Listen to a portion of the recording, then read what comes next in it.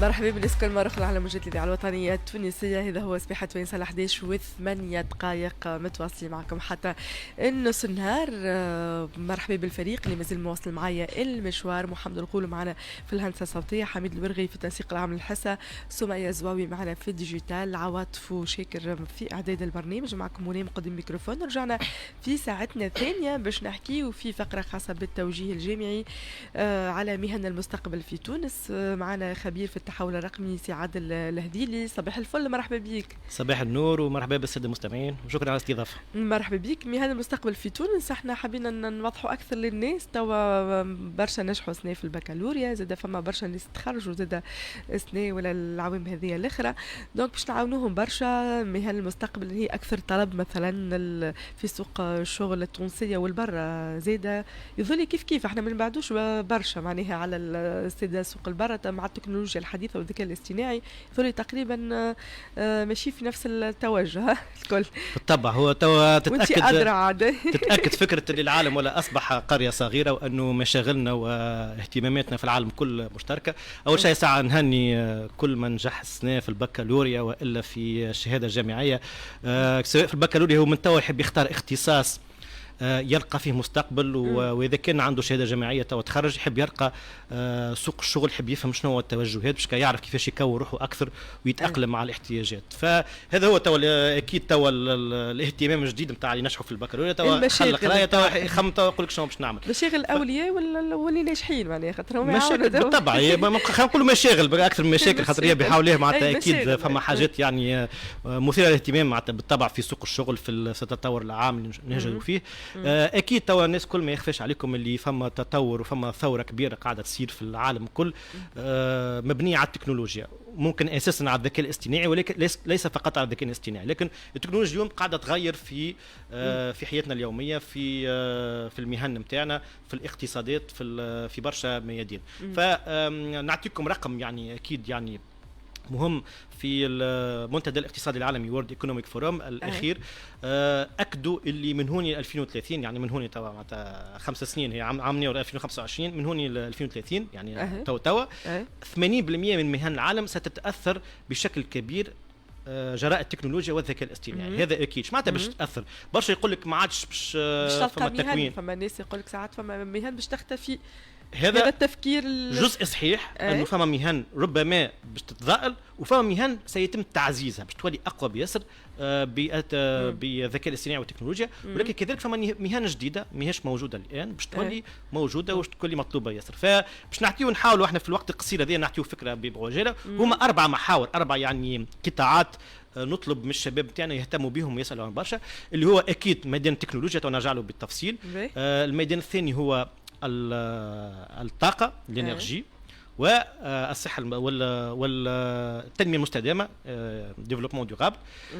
الميدان الثالث هو اكيد المناخ والتغير المناخي وكل ما ينجر عنه من تقنيات جديده وقطاعات جديده. والميدان الرابع مهم جدا كذلك هو الصحه والصحه النفسيه والاجتماعيه.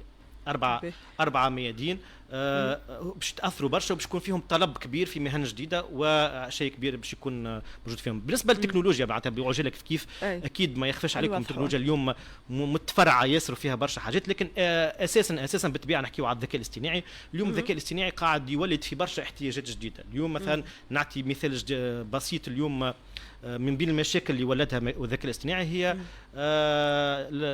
الفيك نيوز والصور مفبركه والفيديوهات مفبركه.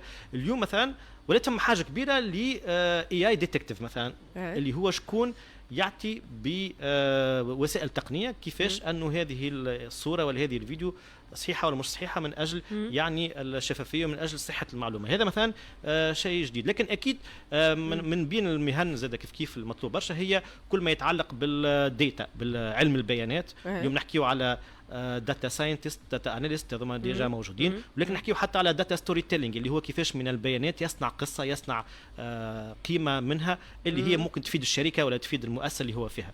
كيف نحكيو على حاجه مهمه على الاخر اكيد اللي هي السايبر سيكيورتي، اللي هي السلامه المعلوماتيه، اللي هي قاعده تتضاعف التهديدات فيها. اليوم كلنا نحطوا في بياناتنا اون ليني، سواء شركات اشخاص والا غيرنا.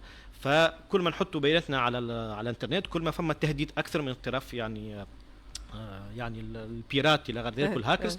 فمطلوبه برشا، اكثر حاجه مطلوبه اكيد تقنيا هي المهن المرتبطه بالسايبر سيكيورتي، وفيها مئات المهن، هذا حاجه اكيده. كيف فما مهن اخرى كيف مرتبطه بالتكنولوجيا، وهي المهن الابداعيه، واللي رغم اللي هو صحيح توراه فما جدل كبير ياسر هل انه المهن الابداعيه كما الانفوغرافيست كما الفيدياست كما مازالت مطلوبه ولا لا. لكن في نفس الوقت الدراسات تقول اللي هي مطلوبه اكثر، لكن اكيد بالنسبه للي يتاقلم مع الذكاء الاصطناعي واللي هو يستعمل ادوات الذكاء الاصطناعي باش يولد حاجات اكثر ابداعيه وكل، فهذا اكيد زاد كيف مطلوبه ياسر. حاجه اخرى كيف زاد ما ننساوهاش على الاخر، اللي اليوم التكنولوجيا ماهيش فقط في ميدان التكنولوجي البحث، راهي التكنولوجيا تطبق على الفلاحه، على القضاء، البيئة، على الصناعة، على البيئة، على الفينتك، يعني على الأمور المالية والاقتصادية في كل ميدان.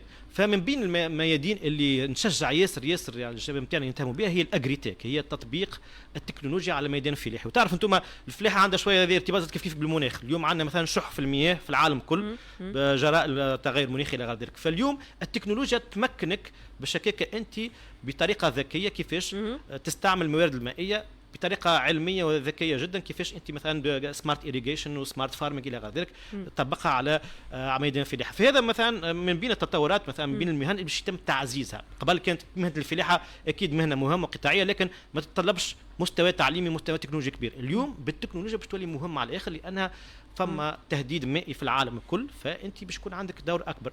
فما اكثر انتاجيه لانه فما اكثر استهلاك في العالم الكل، فهذا مهم جدا. هذه بالنسبه للتكنولوجيا، وهذا ميدان اكيد بحر. لكن نزيد نحكي شويه على الثلاثه ميادين الاخرى اللي هي الطاقه. اكيد انتم عندكم فكره على الحرب الجيوسياسيه في العالم حول الطاقه. اليوم فما حاجه كبيره للطاقه المتجدده، حاجه كبيره للاستقلاليه على الطاقه الخام اللي هي معناتها البترول الى غير ذلك. الطاقه مش فقط انتاج الطاقه، هي استهلاك الطاقه او تشييد استهلاك الطاقه. فاليوم بين الميادين نشجع الشباب يهتموا بها هي كل مهنه مرتبطه بالسمارت سيتي، انه هو كيفاش اليوم اختصاصات كيفاش انت تساهم في انك تبني مدينه تستهلك اقل طاقه وتعطي اكثر انتاجيه واكثر خدمات للمواطنين بتاعها. فما عده مهن مرتبطه بها. الميدان الثالث كيف اللي هو مهم على الاخر اللي هو المناخ، يعني كل ما هو معناتها عنده ارتباط بالتهديد المناخي، بالاو اس جي، بالار اس او، ريسبونسابيلتي سوسيتال دي زونتربريز. اليوم نحكيو على ديكربوناسيون وهو احتساب الكريدي كربون والا المنتوج الكربوني لكل مؤسسه. اليوم راهو قاعدين يكونوا في الاشخاص خاطر مش لاقيين مختصين في الديكربوناسيون، في الكالكول دو كريدي كربون، واللي هي حاجه مهمه على الاخر. فهذه كيف لازمنا نشوفوا كيفاش نستغلوها احنا كشباب من توا، نكونوا رواحنا ما نستناوش لا الاختصاصات هذه فما فيهم موجود وفما مازال فما برشا حتى في العالم كله، مش في تونس كهو، راهو برشا مازالوا جدد ومش فاهمين كيفاش يدخلوهم. فانت كشاب لو تسمع فيا حل يوتيوب، حل جوجل، وتعلم وحدك كبدايه، ابني الثقافه نتاعك واش توا في الجامعه في الكل ما تستناش حتى تلقى ربما الاطار معين تستغل. الميدان الرابع واللي هو للأسف فيه يعني استشرافات سلبية اللي هي الصحة والصحة النفسية والاجتماعية. بالطبع يراو المختصين أنه التطور التكنولوجي والمناخي وكل الذي نحكيو فيه كله باش يأثر سلبيا على جيلنا ديجا نشوفوا فيه، ولكن الأجيال القادمة باش يكون فما أكثر تأثير سلبي على الصحة متاع العامة.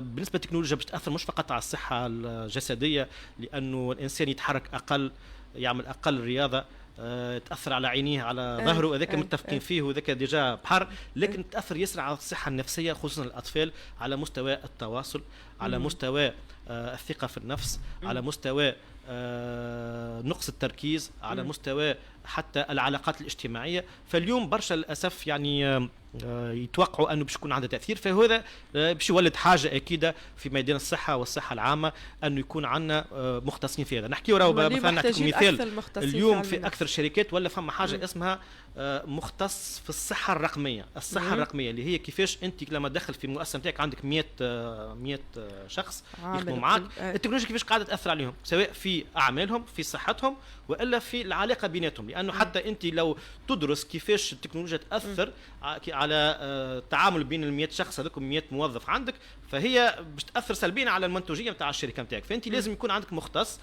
في الصحه الرقميه، واللي هو بالطبيعه عنده علاقه بالميدان الصحي معناتها، حتى يكون ميدسان نيميريك معناتها نحكيو على هذا.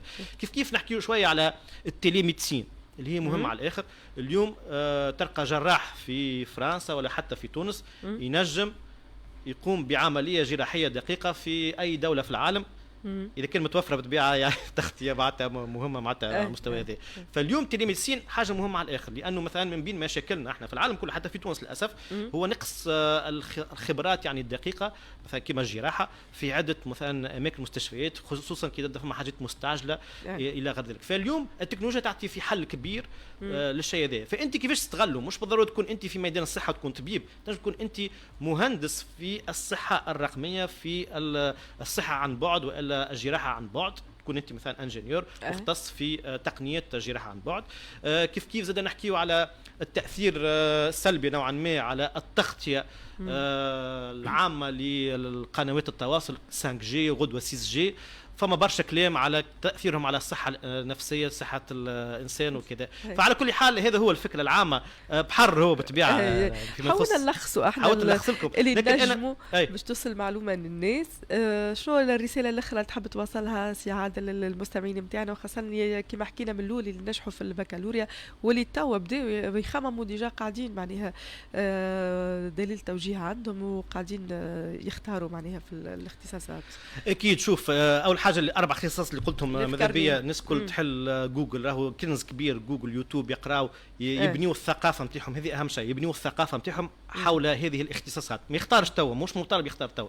فيما يخص التكوين الجامعي، شوف راهو التكوين الجامعي اكيد مهم واساسي، لكن بدون تكوين خاص في انك تبني الثقافه نتاعك، انك تبني مهارات التواصل نتاعك، انك تبني مهارات القياده نتاعك، انك تبني الثقافه نتاعك تخرج من اطار التونسي. معناتها راهو اليوم العالم مفتوح على بعضه، ربما فما فرصه تستناك في كندا وانت تخدم من تونس، ربما انت قادر انت تدخل منها منتوج ويكون عندك يعني قيمه كبيره وانت من بلادك. فلازم يكون عندك انفتاح كبير.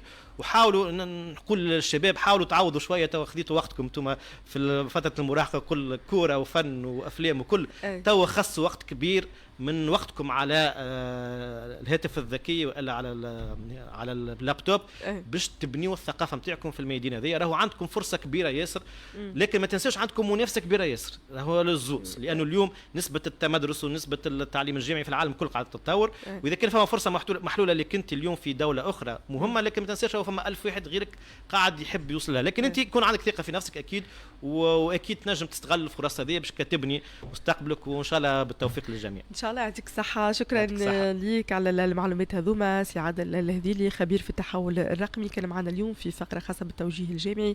حابين نعاونوا الساده الاولياء زاد والتلامذه الناجحين ولا الطلبه زاد المتخرجين، شنو المهن اللي عليها طلب كبير في المستقبل، وعاوناكم شويه في الاختيارات نتاعكم، هما المسارات والتوجه اللي تمشيوا فيهم بالضبط. تنجموا تشوفوا الفيديو ذا على الباج اوفيسيال نتاعنا الاذاعه الوطنيه التونسيه، تعاودوا تسمعوا مليح وتركزوا معاه. متواصلين معكم احنا في صباح توانسه حتى نص النهار.